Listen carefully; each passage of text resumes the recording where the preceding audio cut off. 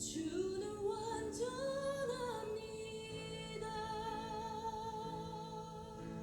함께 고백합시다. 주여 우리 연약합니다. 주여 우리 연약합니다. 우리 오늘을 힘겨워합니다. 주 뜻 이루며 살기에 부족합니다. 우린 연약합니다. 주여 우리 넘어집니다. 주여 우리 넘어집니다. 오늘 하루도 실수합니다. 주의 긍휼을 구하는 죄인입니다. 우리 주만 바라봅니다.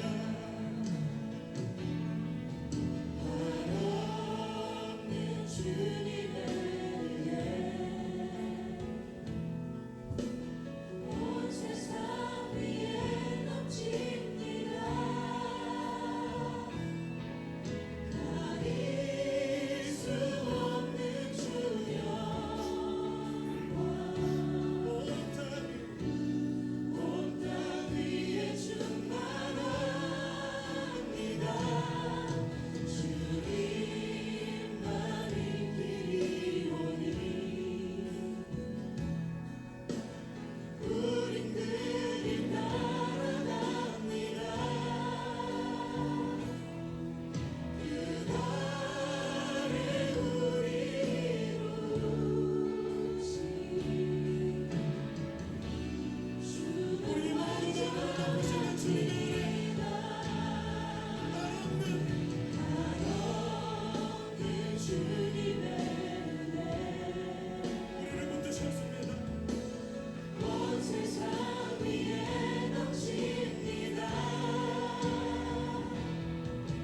가릴 수 없는 주 영광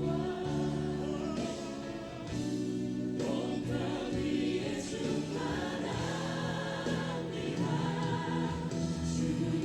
주님만이 그리오니 우린 그 길 따라갑니다.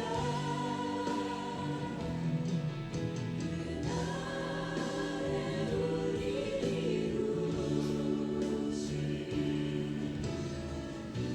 주는 완전하지.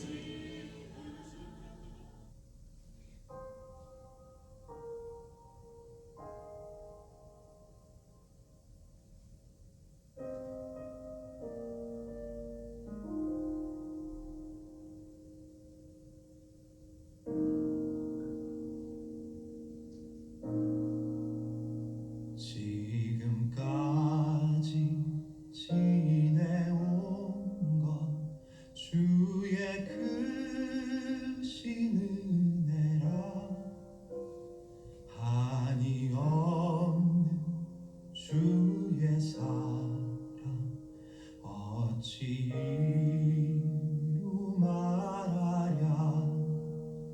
자나깨나 주의 손이 항상 살펴주시고 모든 일을 주 안에서 형통하게 하시네. 몸도 마음도 연약하나 새 힘받아 살았네.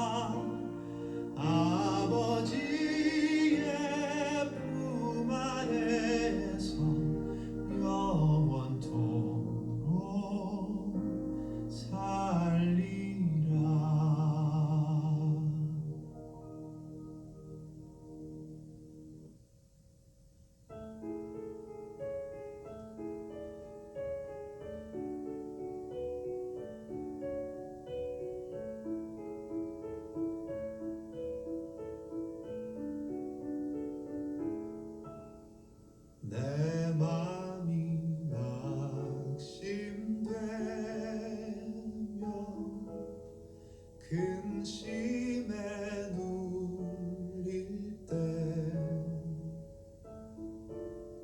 주께서 내게 오사 위로해 주시네. 가는 길 캄캄하고 괴로움 많으나 주께서 함께하며 내 짐을 지시네.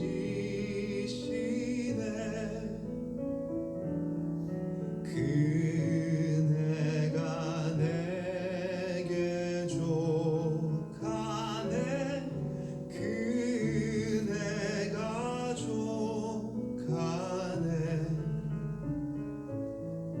이 괴로운 세상 지날 때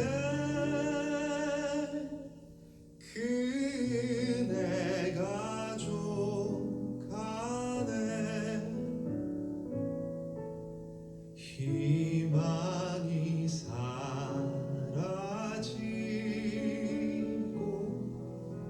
친구 날 버릴 때 주 내게 속삭이며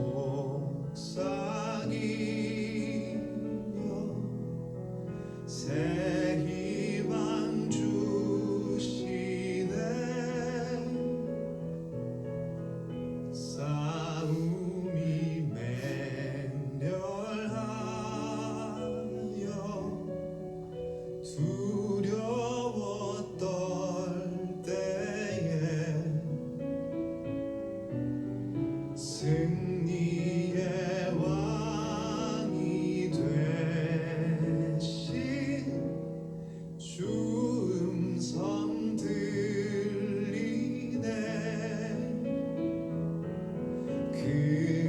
그네가 내게 족하네. 그네가 족하네. 이 괴로운 세상 지날 때 그네가 족하네.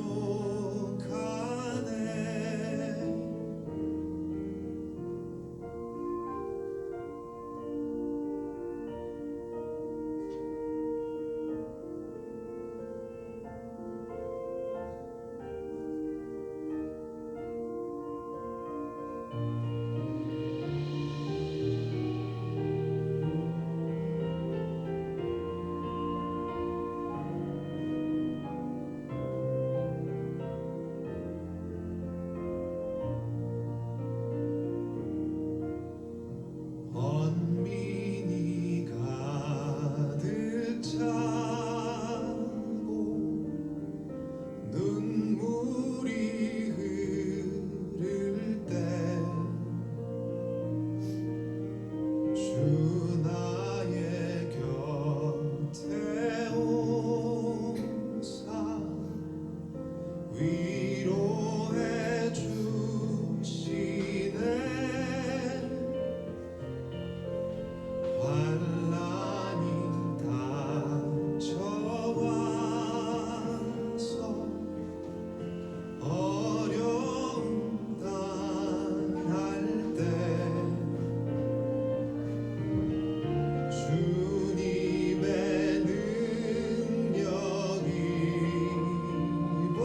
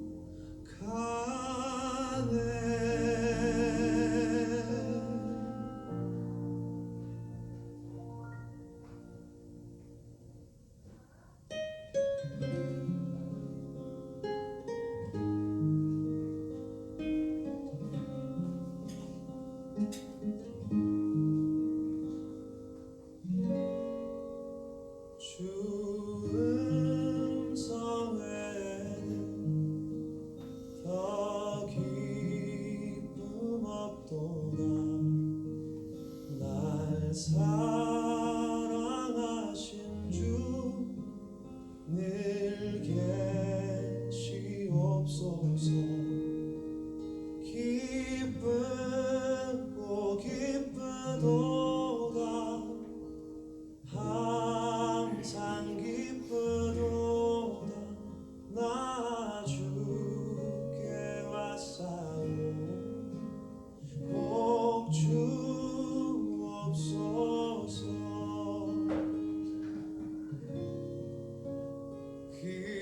귀한 언약을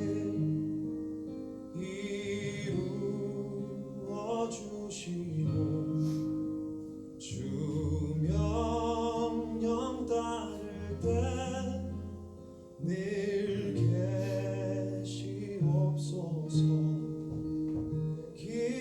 기쁘고 기쁘도다 항상 기쁘도다 나 주께 왔사오니 복 주옵소서.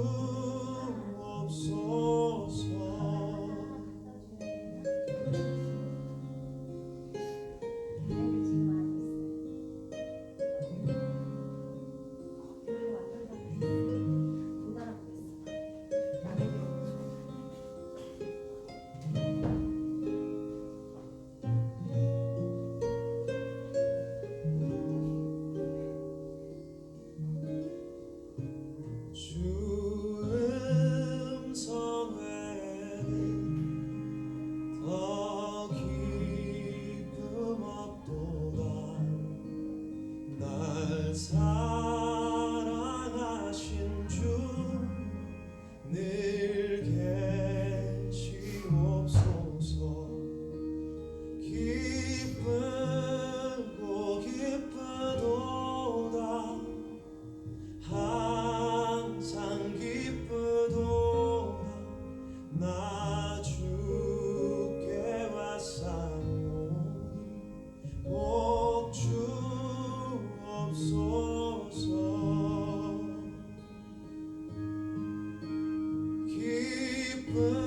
기쁘고 기쁘도다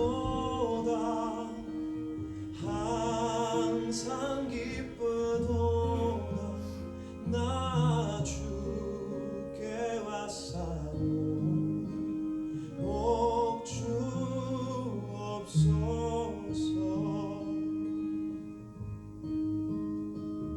나 주께 왔사오니 복 주옵소서.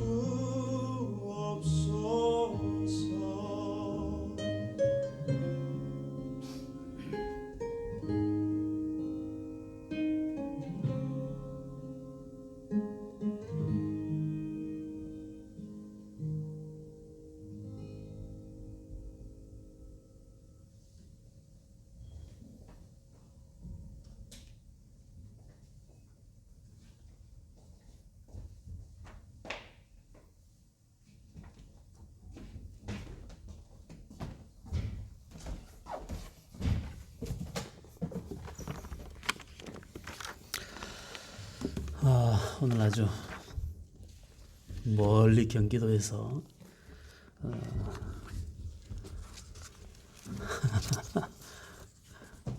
아주 유아실이 아주 난리가 났습니다.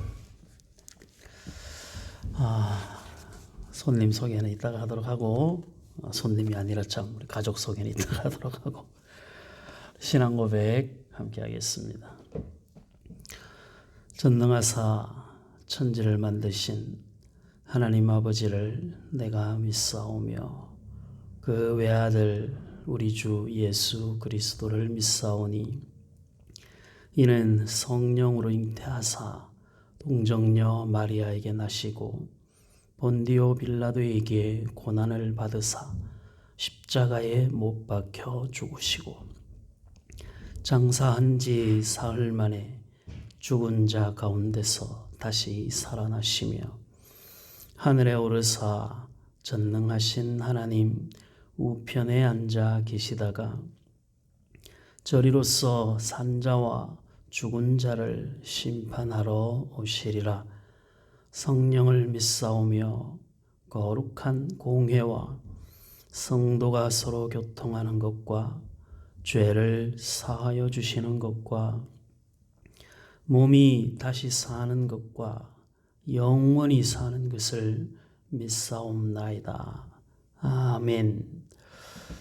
우리 하나님 말씀 사도행전 3장 13절 마지막 절까지 보겠습니다. 사도행전 3장 13절부터 마지막 절까지. 사도행전 3장 13절부터 마지막 절까지.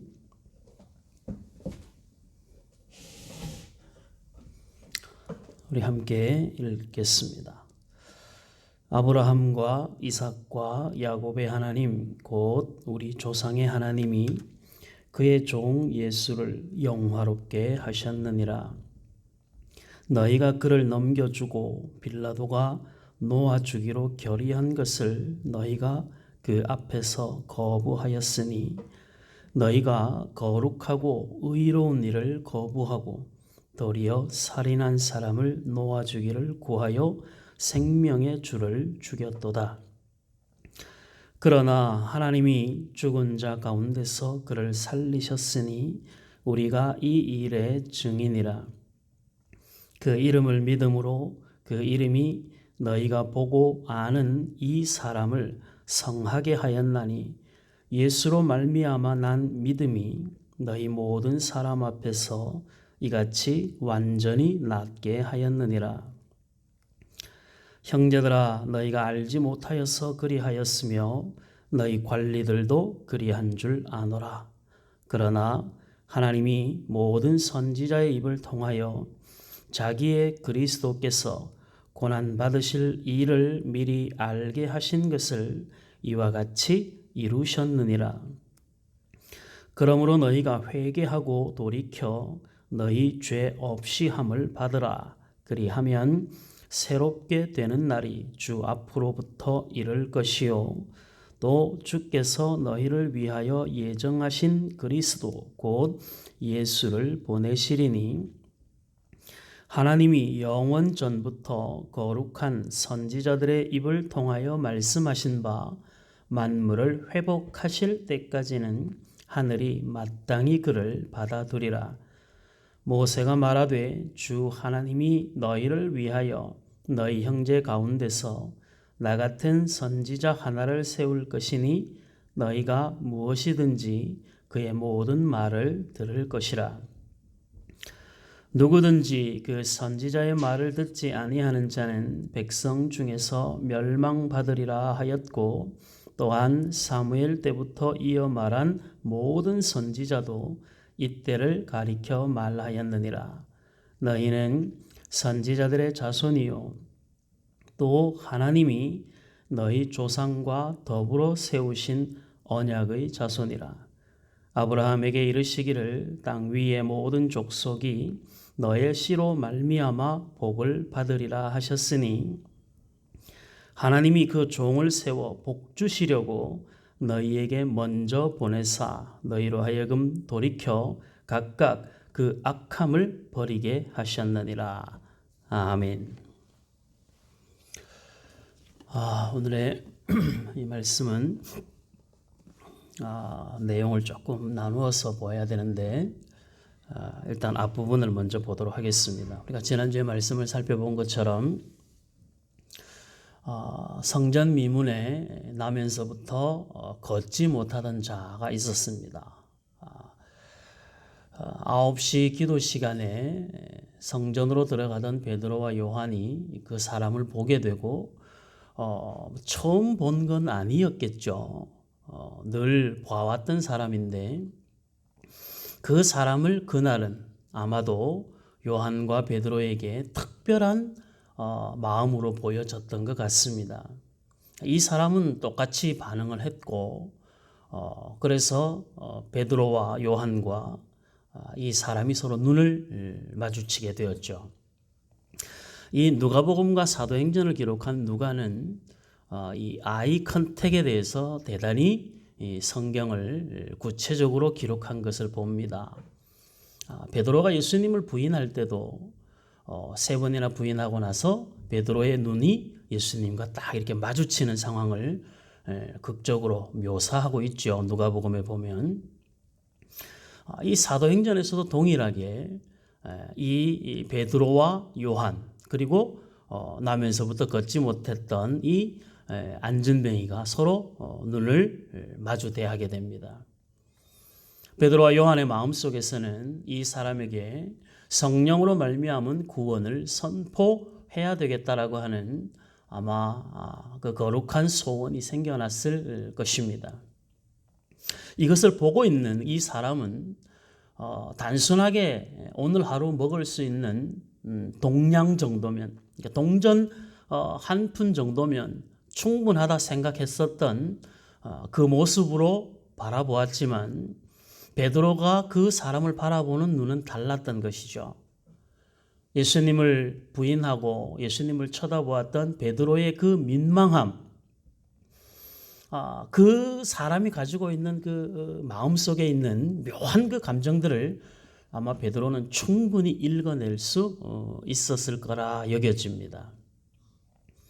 그리고 그 자리에 앉아서 누군가의 도움이 없이는 아무것도 할 수 없는 그 사람을 보며 큰 긍휼한 마음이 생겼을 것입니다. 그래서 그 사람에게 가장 필요한 베드로가 예수님을 부인하고 나서 베드로에게 가장 필요했었던 그 위로, 그럴 수밖에 없었던 자신의 모습을 자기도 한탄하고 자기가 너무 미웠을 텐데 베드로 스스로도 그 예수님이 베드로를 쳐다보시면서 아마 세상에서 가장 따뜻한 눈빛을 보내지 않았을까 싶습니다. 우리는 사람이 우리에게 뭘 잘못하면 눈에 막 이 살기가 등등하죠. 눈에 힘이 생기고 뭔가 당장 어떤 그 체벌을 하고 책망을 해야 될 것 같은 눈으로 보는데 눈에서 사람의 눈에서 감정이 보여지잖아요. 근데 아마 예수님은 3번이나 부인하고 마주친 베드로를 보았을 때 세상에서 가장 따뜻하고 긍휼한 눈빛으로 보셨을 것 같습니다. 사실 베드로가 그 안에서 더 마음이 녹아나는 것이죠. 그러니까 지금 이 사람이 베드로를 쳐다보며 동전 한 푼만 주세요 라고 쳐다보는 그 간절한 눈빛 속에서 베드로가 단순히 동전 한 푼 줌으로 해결될 문제가 아닌 이 사람에게 예수를 부인했던 나에게 그리스도의 위로와 용서와 긍휼과 사랑이 필요했듯이 이 사람에게도 예수의 은혜가 필요하다는 그 경험적 신앙으로 그 사람의 손을 잡아 일으키게 됩니다. 금과 은으로 너를 영원히 만족시킬 수 없다.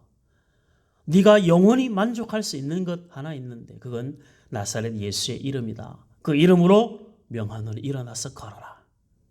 그러니까 정말 드라마틱하면서도 대단한 기적의 역사가 나타나는 것이죠. 하나님은 오늘 저와 여러분들의 삶을 그렇게 눈여겨보시고 긍휼과 사랑으로 지켜보고 계시는 것입니다. 우리는 늘 실패하고 우리는 늘 하나님의 마음, 하나님의 양에 차지 않는 삶을 살아갑니다. 그럼에도 불구하고 하나님은 우리를 늘 따뜻하게 쳐다보고 계시죠.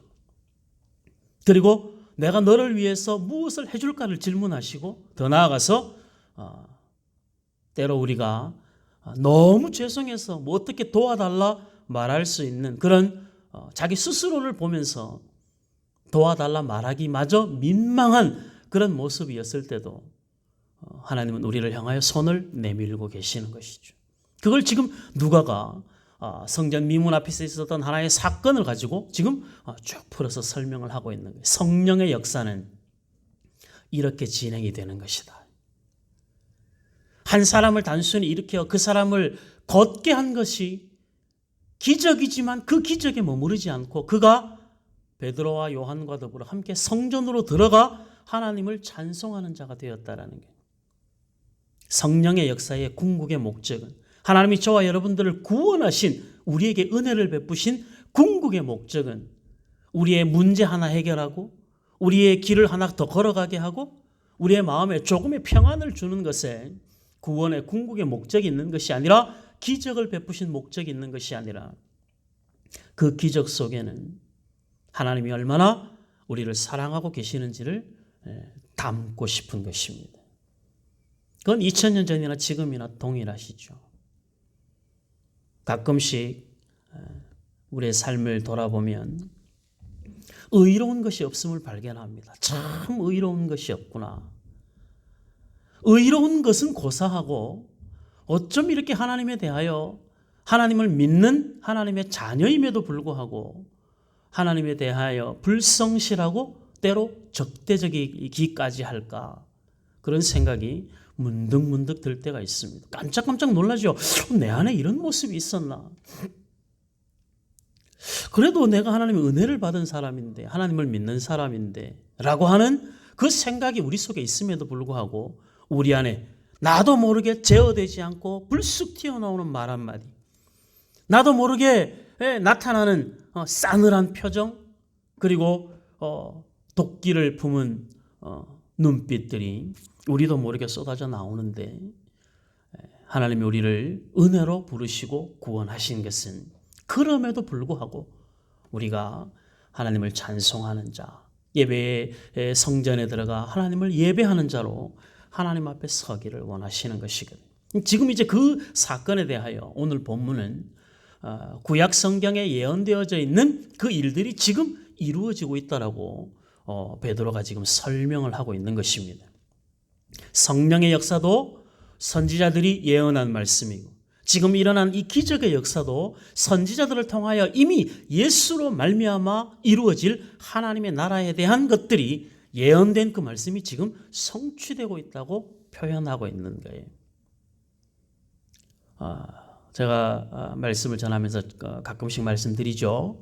하나님의 말씀이 새로운 것이 아니라 이미 예언하시고 이미 성취되었고, 그래서 이미 되어진 그 말씀이 오늘 우리의 삶에 새롭게 확인되고 적용되는 것이거든요. 그러니까 성경에 없는 새로운 것을 찾는 것이 지혜나 예언이 아니라, 성경에 있는 것들을 확인하여 성령에 깨닫게 하심으로 하나님의 말씀이 기억나고 생각나고, 그래서 그 말씀을 근거하여 우리가 살아가고자 하는, 믿는 자의 삶을 살아가고자 우리 안에 거룩한 소원을 품는 것이 저와 여러분들이 감당해야 할 신앙의 과정이고, 그것이 성화의 길이 되는 것입니다. 자, 이제 본문으로 한번 들어가 보겠습니다. 13절. 아브라함과 이삭과 야곱의 하나님 곧 우리 조상의 하나님이 그의 종 예수를 영화롭게 하셨느니라. 아브라함과 이삭과 야곱의 하나님이 예수를, 그러니까 그 연장선에 있다는 것이죠. 아브라함과 함께 하셨던 하나님이 지금 십자가에 못 박혀 죽으신, 너희가 십자가에 못 박아 죽음으로 내몬 그 예수를 영화롭게 하셨느니라. 부활하여 승천시키셨다는 이야기죠. 너희가 그를 넘겨주고 빌라도가 놓아주기로 결의한 것을 너희가 그 앞에서 거부하였으니, 너희가 거룩하고 의로운 일을 거부하고 도리어 살인한 사람을 놓아주기를 구하여 생명의 주를 죽였도다. 너희가 생명의 주를 죽였다. 지금 그 자리에 성령의 역사를 보고 안전뱅이가 일어나는 기적을 본 그 사람들을 향하여 너희가 생명의 주를 죽였다. 빌라도도 놓아주려고 한 그 예수를 너희가 십자가에 못 박아 죽였다. 그러나 하나님이 죽은 자 가운데서 그를 살리셨으니 우리가 이 일의 증인이라. 그 이름을 믿음으로, 그 이름이 너희가 보고 아는 이 사람을 성하게 하였나니, 예수로 말미암아 난 믿음이 너희 모든 사람 앞에서 이같이 완전히 낫게 하였느니라. 베드로는 지금 이 사람이 낫게 된 것이 예수로 말미암아 난 믿음이 그를 살렸다. 그러니까 뭔 이야기를 하고 싶은 거겠어요? 베드로는 지금 이 한 사람의 기적을 보고 무슨 일이냐고, 어떻게 이런 일이 일어날 수 있냐고 궁금해하는 그 사람들을 향하여서 나면서부터 안전병이 한 사람이 일어나는 기적이 그렇게 크다고 느껴진다면 너희가 십자가에 못 박아 죽인 이 예수를 살리신 하나님의 기적은 얼마나 대단한 기적이겠느냐.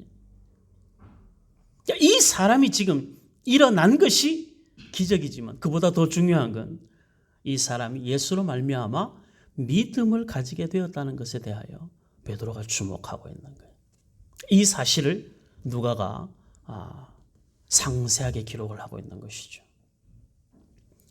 뒤이어서 전형적인 이 누가의 그 관점이 나옵니다. 17절 형제들아 너희가 알지 못하여 그러하였으며 여러 너희 관리들도 그러한 줄 아노라. 지금 이 베드로의 설교이지만 그 베드로의 설교를 성경으로 기록한 누가는 이 말씀을 보면서 지금 그 상황을 어떻게 이렇게 덮어주고 있는 거예요? 너희가 다 몰라서 그런 거지. 사실 이스라엘 백성들이 몰라서 예수를 십자가에 못 박았나요? 모르는 것도 있지만 모르면 모든 것이 정당화되나요? 그렇지 않죠. 독약은 모르고 먹어도 죽습니다. 모르고 먹었다고 독약이 보약이 되는 거 아니에요. 나그 모르고 마셨는데 모르고 먹었는데 몰랐다는 것이 정상 참작이 되는 것. 우리 세상은 그렇죠. 우리나라 사람들 외국 같은 경우에는 좀 강력한데 우리나라는 이 심신미약이라고 하는 그 근거, 술 취해서 이런 어떤 그 사람이 정상적인 상황이 아니었을 때 저지른 범죄에 대해서는 굉장히 관대합니다. 그런데 사실 술을 마시기 이전의 모습을 보면 정상적인 생각을 할 수 있는 사람들이 술을 마셔서 제정신이 아닌 쪽으로 흘러가잖아요. 모든 죄에 대한 판단의 근거를 정상적이었을 때 술을 마시게 된 그 과정을 살펴보지 않고 술 마신 그 시간부터 시작해서 그 사람이 범죄한 것에 대하여 접근하니까 피해자는 이미 상처를 받고 피해자는 이미 생명을 잃어버린 결과가 있음에도 불구하고 그 사람들이 내가 잘 몰라서 그랬다. 내가 어떻게 했는지 술 취해서 내가 제정신이 아니어서 그랬다. 라고 하면 그걸 형을 감경을 해줘. 이 기가 막힌 일이죠. 어찌 보면 이런 건 참 말이 안 되는 일인데 심신미약이 우리의 범죄를 정당화할 수 없습니다. 그런데 지금 누가는 어떻게 보는 거예요? 모르고 한 일이라고 여겨주는 것이죠. 이게 하나님의 마음이에요. 하나님이 저와 여러분들의 삶을 정상적이든 비정상적이든 하나하나 끄집어내서 우리의 죄의 목록을 적으시고 그것을 들춰내기 시작하시면 이 땅에 살아남아 있을 수 있는 인간이 있을까요? 아마 단 한 사람도 없을 것입니다. 그런데 누가의 표현대로 베드로의 고백대로 너희가 모르고 한 거지. 이건 베드로의 이야기도 아니요. 누가의 이야기도 아니요. 하나님의 이야기신 거죠. 여러분들 우리가 살면서 이 부분을 오늘 조금 집중해 보았으면 좋겠습니다. 우리는 예수로 말미암아 난 믿음을 가지고 나면서부터 안전뱅이 되어 누군가의 복음 전함이 없이는 예수를 믿을 수도 없고 알 수도 없었던 사람입니다. 우리가 예수를 믿게 된 것 하나님의 은혜고 우리가 하나님의 말씀을 듣게 된 건 누군가 전하는 자가 있었기 때문이라 로마서에서 그렇게 말씀하고 있죠. 그로 말미암아 우리가 구원을 얻었는데 우리가 살아가는 삶 속에서 우리는 알고도 죄를 짓고 모르고도 죄를 짓습니다. 우리 스스로가 우리 스스로의 삶을 돌아보면서 모르고 한 것에 대하여 우리가 좀 깊은 고민과 생각을 좀 해보아야 됩니다. 양쪽 반대편에서 두 가지로 또 나눠서 생각을 해보겠습니다. 먼저 이 사람들이 예수를 십자가에 못 박도록 요구하고 빌라도의 결정도 뒤집을 만큼 이 사람들이 악의적이고 그리고 의도적으로 예수를 고소하고 결국은 예수를 십자가에 못 박아 죽였습니다. 하나님은 그들을 향하여 너희가 예수가 메시아인 줄 몰랐어. 너희가 믿음이 부족했어. 그랬다라고 여겨주신다 하더라도 그 당사자들 입장에서는 생각해 보아야 되는 거예요. 우리 신앙에 좀 구체적으로 적용을 해보면 우리가 하는 말이나 행동들이 정말 의도치 않은 말과 행동을 할 때가 있어요. 그렇죠? 내 본의 아니게. 내 어떤 감정이 아닌데 이미 결과로 나타나 버렸어요. 그것에 대하여 우리 스스로는 마음에 우리 스스로의 말과 행위를 돌아볼 필요가 있습니다. 내가 아무리 모르고 그 사람의 감정을 헤아리지 못하고 그 사람으로 말미암아 어떤 결과가 일어날지 예측하지 못하고 내가 한 행동으로 말미암아 일어난 결과가 그 사람이 상처를 받았다든지 그 사람이 고통 가운데 있다든지 그런 상황이 되면 우리는 그 부분들에 대하여 강한 책임을 질 수 있어야 된다는 거예요. 그래서 자신의 삶은 잘 살펴보아야 돼요. 내가 한 말 때문에 상처받지 않았을까? 혹 내가 한 행동 때문에 마음 상하지 않았을까? 저 사람이 이해해 주어서 상대방이 괜찮아 그럴 수도 있지라고 이해해 줘서 그와 나와의 관계가 지금까지 유지될 수 있을 수도 있는 것이죠. 그렇다 하더라도 우리는 우리 스스로의 삶을 깊이 돌아보아야 됩니다. 왜냐하면 다음에 그 일을 또 해서는 안 되기 때문이죠. 교회 안에서, 가정 안에서도 이런 문제들이 심심찮게 일어납니다. 생각보다 많이 일어나고 그런데 생각보다 이 문제에 대하여 별로 깊게 생각하지 않죠. 모르고 한 일에 사람이 죽고 모르고 한 일에 한 사람의 영혼이 실족하고 모르고 한 일에도 한 영혼이 무너질 수 있습니다. 조심해야 되겠죠? 우리는 우리의 말과 행동에 의도로 내가 알고 있는 내가 의식하고 있는 의도를 담아서 하는 나쁜 건 이건 정말 나쁜 것이고 그렇지 않다 하더라도 우리의 삶을 세밀히 살펴보아야 됩니다. 그게 성숙한 사람들이죠. 사람이 어떻게 하고 싶은 말 다 하고 삽니까? 어떻게 자기 감정 다 표현하고 삽니까? 3번을 참고 1번을 말하라는 그 중국의 고사성어가 있습니다. 3, 4, 1, 언이 3번 생각하고 1번 말하라. 저도 부족하고 허물이 많은 사람입니다. 목사이다 보니 아무래도 여러분들에게 이런저런 말들을 많이 하는 사람이고 저도 거기에서 자유할 수 없는 사람입니다. 혹 저로 말미암아서 제가 농담 삼아 던진 말 한마디라도 여러분들 상처받는 일이 있으면 제가 모르고 한 행동임에도 불구하고 회개합니다. 용서하시고 여러분들 마음의 상처를 좀 덜어내셨으면 좋겠습니다. 여러분들 우리 말과 행동과 표정 속에서 다른 사람들에게 상처 주지 않도록 모르고라도 상처 주지 않도록 우리 스스로를 절제하고 조심하는 삶을 살아갈 수 있기를 바랍니다.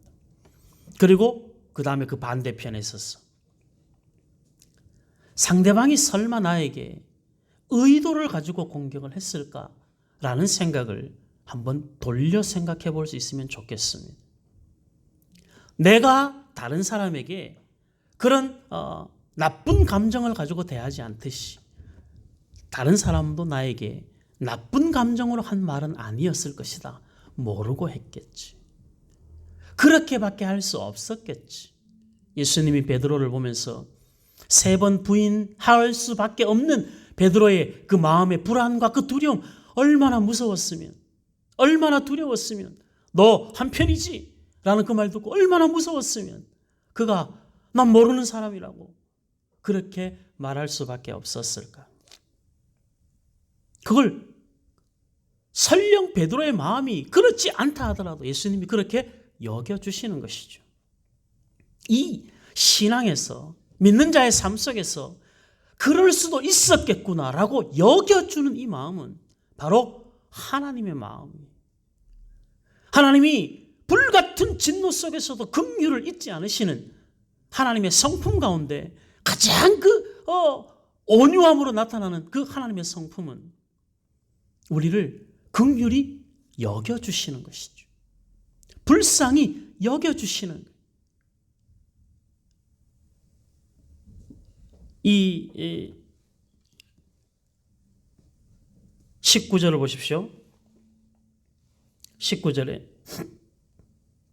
그러므로 너희가 회개하고 돌이켜 너희 죄 없이 함을 받으라. 이같이 하면 새롭게 되는 날이 주 앞으로부터 이를 것이. 이 말씀이 베드로가 가장 강력하게 체험한 말씀이죠. 요한복음 21장에 보면 예수님 부활하시고 나서 베드로 도망가 버렸죠. 갈릴리 바다로 도망가서 고기 잡는 베드로를 예수님이 찾아오십니다. 아침 식사를 준비해 놓으시고 찾아오시죠. 그리고 물어보십니다. 너 나 사랑하냐? 사랑합니다. 너 정말 나 사랑하냐? 사랑합니다. 3번이나 물어보시죠. 베드로가 내가 죄송해요. 내가 잘못했어요. 내가 그때 정말 제정신이 아니었어요. 용서해 주세요. 라고 베드로가 예수님께 찾아 나와 회개하기 이전에 예수님이 베드로를 찾아가셔서 밤새 얼마나 고생했냐. 그때 나 부인하고 도망가서 여기 와서 그 마음에 그 아픔과 힘듦이 얼마나 지금까지 남아 있었겠냐. 그걸 예수님이 위로하시고 확 끌어안으시는 거예요. 너 나 사랑하지? 그럼 됐어. 네가 나를 부인하고 도망을 가도 나는 너를 여전히 사랑했는데 내가 너를 사랑하는 걸 네가 지금까지 모르다가 지금이라도 너 나 사랑하는 마음 있는 거 그거 한번 확인해 봐라. 그래서 너 나 사랑하냐? 예, 사랑합니다. 그럼 됐다. 그럼 됐다. 우리는 잘잘못을 따지고 싶고 옳고 그름을 해결하고 싶고 그런 마음이 있죠. 잘잘못을 해결하는 것보다도 옳고 그름을 확인하는 것보다도 더 중요한 건 하나님이 베드로에게 하셨던 것처럼 나면서 안전병이 된 이 사람을 예수를 믿는 믿음으로 그 사람을 일으켜 세우신 것처럼 너 나 사랑하냐? 그럼 됐다. 너 하나님 믿지? 그럼 됐다. 이것이 저와 여러분들의 삶 속에서 나타날 수 있는 믿는 자의 흔적이어야 되는 거예요. 갈 때까지 가보자 이러시면 안 돼요. 갈 때까지 가보면 안 돼요. 부부도 갈 때까지 가면 안 돼요. 무슨 일이든 갈 때까지 가고자 하는 건 하나님의 은혜와 긍휼을 마음에 담은 사람의 모습이 아니에요. 베드로가 지금 이 이야기를 자기는 모든 걸 다 지나서 굉장히 우월한 입장에서 내가 한번 경험해 봤더니 이런 마음으로 설교하는 것 같습니까? 그렇지 않아요. 그 나면서부터 안전뱅이를 보는 순간부터 베드로는 어쩜 딱 내 모습일까? 그를 일으켜 세워 그에게 예수로 말미암아 난 믿음이 너를 구원하였고 그 모든 사람에게 예수로 말미암아 난 믿음이 이 사람을 구원했다. 너희가 십자가에 못 박아 죽인 그 예수를 십자가에 못 박아 죽인 너희도 예수로 말미암아만 믿음을 가지면 이렇게 새롭게 되는 날을, 새롭게 되는 은혜를, 먼저 성경에는 유쾌하게 되는 날을 너희들에게 이룰 것이라고 말씀하고 있어요.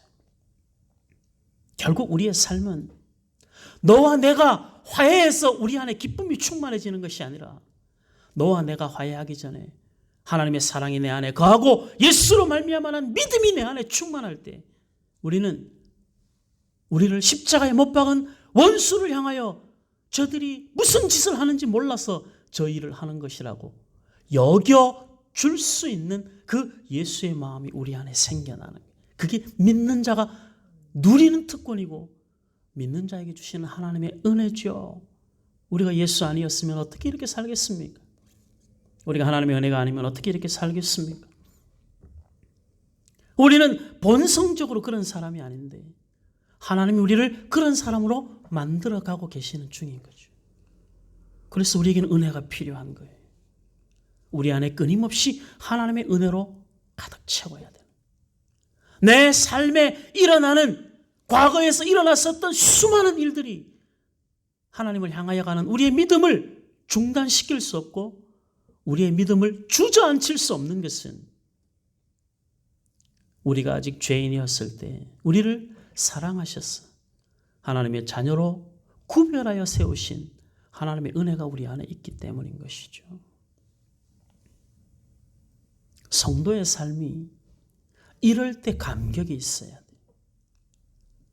내가 하는 사업이 대박이 터졌을 때가 감격이 아니고 내가 회사에서 인정을 받고 승진을 했을 때가 대박이 아니고 열심히 공부해서 올 100점을 맞았을 때가 그게 내 인생의 최고의 전성기가 아니고 우리 인생의 가장 전성기는 하나님의 말씀을 붙들고 그 말씀을 내가 원래 실천할 수 없고 그렇게 살 수 없는 사람인데 내 안에 그 말씀을 담아내는 삶의 흔적이 있을 때가 가장 영광스럽고 자랑스러운 삶이 되는 것이죠. 그게 최고의 복인 것입니다.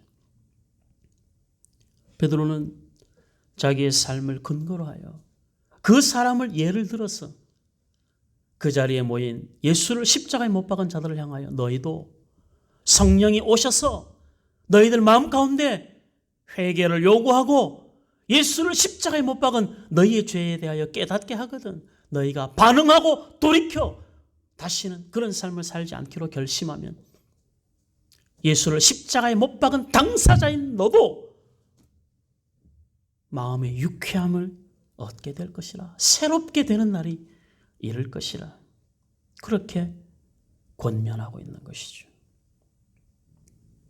예수를 믿는데 왜 우리는 여전히 행복하지 않을까요? 예수를 믿는데 왜 우리는 여전히 죄와 사망의 그 눌림 아래 머물러 있을까요? 예수를 믿는데 왜 내 안에는 온유함과 긍휼함이 더 많아져야 되는데 오히려 더 점점 더 작아지고 있을까요? 오늘 베드로가 저와 여러분들에게 그 정답을 제시합니다. 예수로 말미암아 난 믿음이 이 사람을 성하게 하였느니라. 저와 여러분들은 예수로 말미암아 난 믿음을 가진 사람들입니다. 우리 안에 어떤 것이 하나님의 사랑에서 우리를 끊어낼 수 없듯이 우리 앞에 놓여 있는 어떠한 문제도 우리가 극복하지 못할 문제는 없습니다. 여러분들 모르고 나는 정말 의도 없이 말 한마디 했는데 그것 때문에 혹 상처받고 울고 있는 사람이 있는 것이 느껴지십니까? 회개하고 미안하다 고백하시고 그리고 다시 그 관계를 회복하십시오. 그게 하나님의 은혜 아래 머무는 자의 모습입니다. 내가 계속 아픈 마음 표현했는데 상대방이 여전히 그것에 대하여 모르고 있습니까? 아, 저 사람이 모르나 보다. 저 사람은 그게 뭐가 잘못인지를 모르나 보다 하고 그 사람의 잘못을 내가 알려줘야지 라고 그 문제를 파헤치지 말고 그 사람을 하나님의 은혜와 긍휼 안에 담으시고 하나님의 은혜와 긍휼로 그 사람을 한번 덮어주십시오. 여러분들의 마음이 새로워질 것입니다. 세상에서 우리의 마음에 평강이 없는 것보다 더 큰 고통이 없죠. 우리는 이 땅에 살면서 천국을 사는 사람들입니다. 천국의 삶이 지옥 같아서야 되겠습니까? 천국의 삶이 은혜와 평강과 감사와 기쁨의 삶이어야 되겠죠.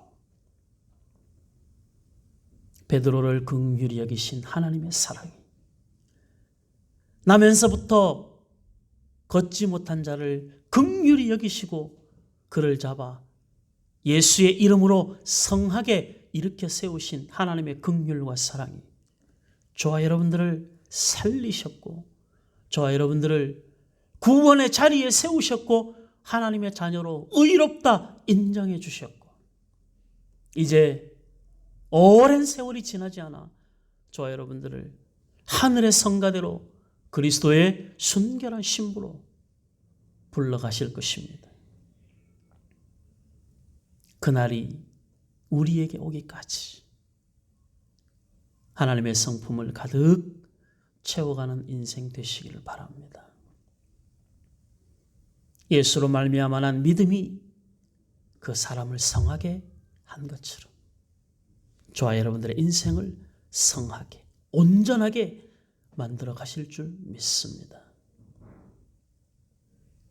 모든 이들에게 주시는 하나님의 위로가 되기를 바라고 모든 이들을 향한 하나님의 거룩한 소원으로 오늘의 이 말씀을 받아서 저와 여러분들의 삶에 구체적으로 믿는 자의 삶을 실천하며 살아가는 은혜가 있기를 주의 이름으로 소원합니다. 아멘. 기도하겠습니다. 감사합니다. 하나님 아버지, 믿는 자의 삶을 우리가 잘 살아내야 하는데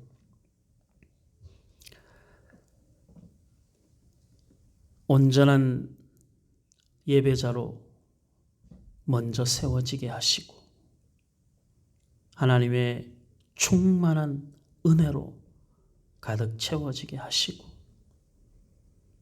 이 세상에 어떤 일도 우리가 하나님의 은혜 아래 머물러 있는 일보다 더 중요한 일 없게 하시고 그렇게 하나님의 성품을 우리의 삶에 담아내는 신실한 주의 자녀들 되게 하여 주시옵소서. 살아계신 하나님 아버지, 예수로 말미암아 난 믿음이 나면서부터 안전뱅이 된 사람을 성하게 만들어 걷고 뛰게 하시고 그를 성전에 들어가 하나님을 찬미하는 사람 되도록 역사하시는 하나님의 긍휼과 은혜의 그 기적이 어느 날 우리 샘선님 교회 주의 자녀들 한 사람 한 사람에게 그렇게 다가오셔서 만나주시고 손잡아 일으켜 세워 하나님을 찬미하게 하셨사오니 성하게 된 사람답게 날마다 회개하여 하나님의 사람으로 새롭게 살아가는 거룩한 인생 되게 하여 주시옵소서. 예수를 십자가에 못 박은 그 무리 속에 우리가 있었으며 예수님을 저주하며 부인한 베드로와 같은 모습이 우리 안에도 있음을 고백하오니 긍휼히 여겨 주옵소서. 그럼에도 불구하고 우리에게 은혜와 사랑을 베푸시고 오늘까지 우리로 하여금 살아있게 하시고 부족하지만 하나님을 예배하는 자로 우리를 세워가시니 감사합니다.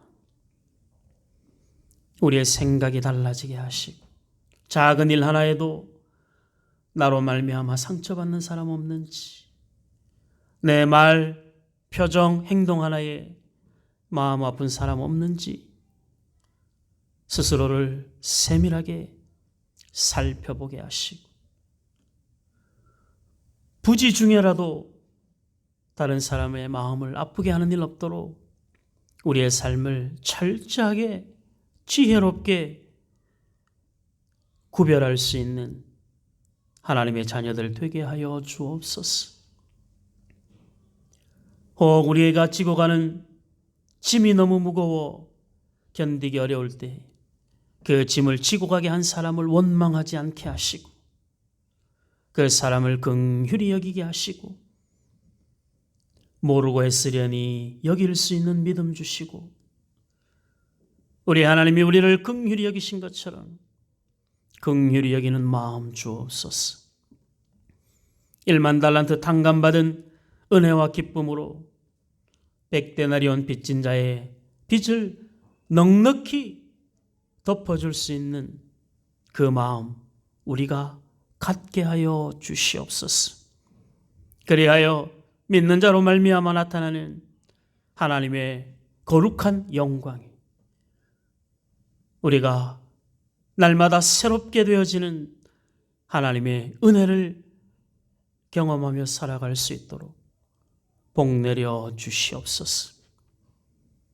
우리가 소원하는 그 어떤 은혜와 복, 그 속에 그 맨 앞에 우리를 사랑하시는 하나님의 은혜와 사랑을 확인하고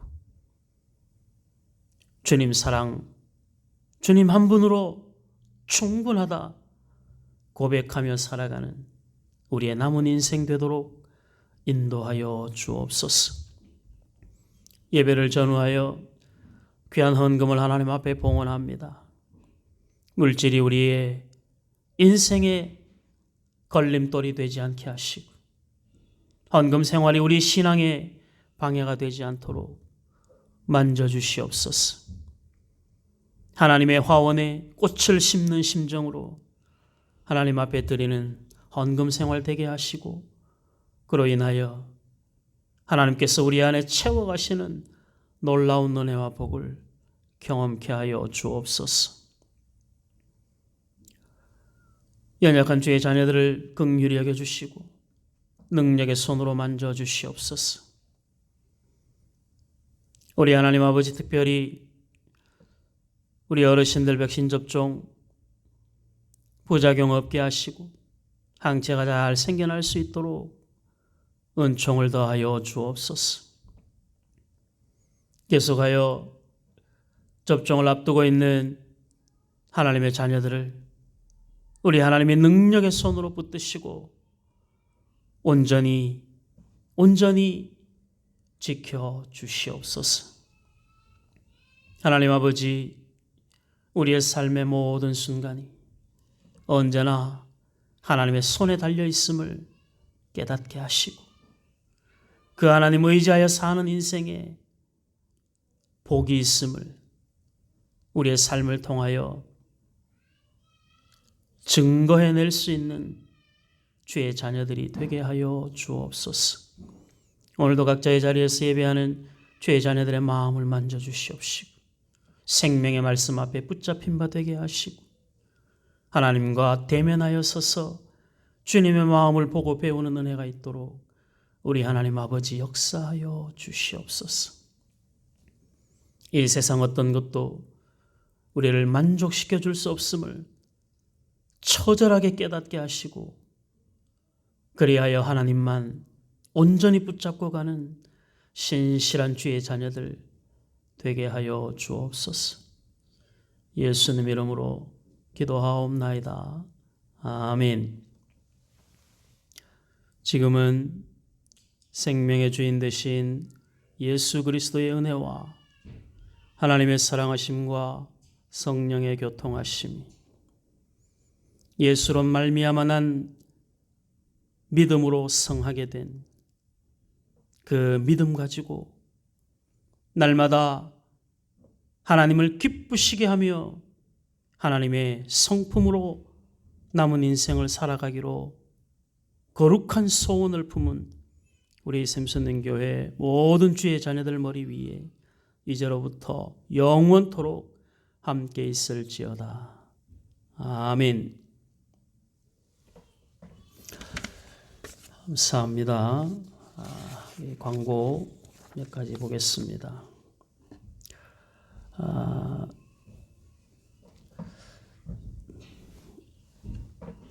화요일 날 우리 김현주 집사님 MRI 검사한다고 하는데 여러분들 기도해 주시고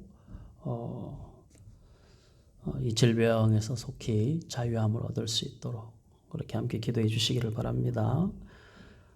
금요일 날 23일 날 금요일 날은 우리 임연아 성도님 그 엄마 권사님이 1차 백신 접종을 하실 예정이랍니다. 여러분들 함께 기도해 주시고 또 여러분들 가정에서도 부모님들 백신 접종 예정되어 있는 분들 알려주시고 또 그렇게 함께 기도했으면 좋겠습니다. 전도사님은 다음 주 월요일 날 접종이 계획이 되어 있었는데 다음으로 연기가 됐습니다. 여러분들 그 연기된 기간 동안에도 전도사님도 건강 위해서 또 우리 오집사님 건강 위해서 함께 기도해 주시기를 바랍니다.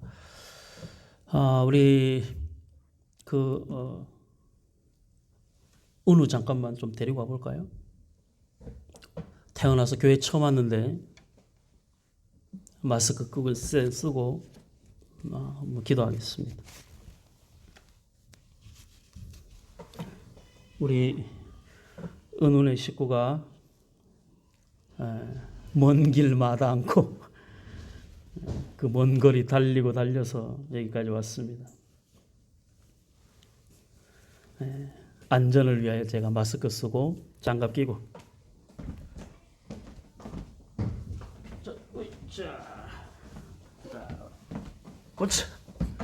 잘 보이나? 이따가 한 번 더 보여드리겠습니다. 기도하겠습니다. 하나님 아버지, 믿음의 귀한 아들, 믿음의 귀한 가정에 보내주심을 감사합니다. 이름대로 은혜의 빗줄기가 되어 많은 사람들에게 주의 은혜와 사랑을 나누고 적셔주는 복된 하나님의 아들이 되게 하여 주시옵소서. 영육간에 강건함으로 지켜주시옵시고 자라가는 인생의 모든 날 하나님의 마음에 합한 자로 살아가게 하시고 하나님이 기뻐하시는 믿음의 자녀 되어 키와 지혜가 자라가며 하나님과 사람들에게 사랑을 받고 부모님과 교회와 이웃들에게 기쁨과 영광을 돌리는 믿음의 자녀 되게 하여 주시옵소서. 태어나서 처음 나온 이 교회를 향한 발걸음이 은우가 살아가는 평생에 하나님과 더불어 살아가는 믿음의 삶이 되게 하시고 교회를 하나님의 집을 사모하여 열심으로 드나드는 거룩한 예배자 되게 하여 주시옵소서. 믿음의 아들에게 복 주시고 양육하는 부모님들에게 은혜를 더하시고 함께 기도하는 온 교회 더불어 기도하게 하셨어. 하나님이 이루실 놀라운 역사와 기적이 은우의 삶에 매 순간 함께하는 은혜를 힘입게 하여 주옵소서. 예수님 이름으로 기도하옵나이다. 아멘. 자, 공경은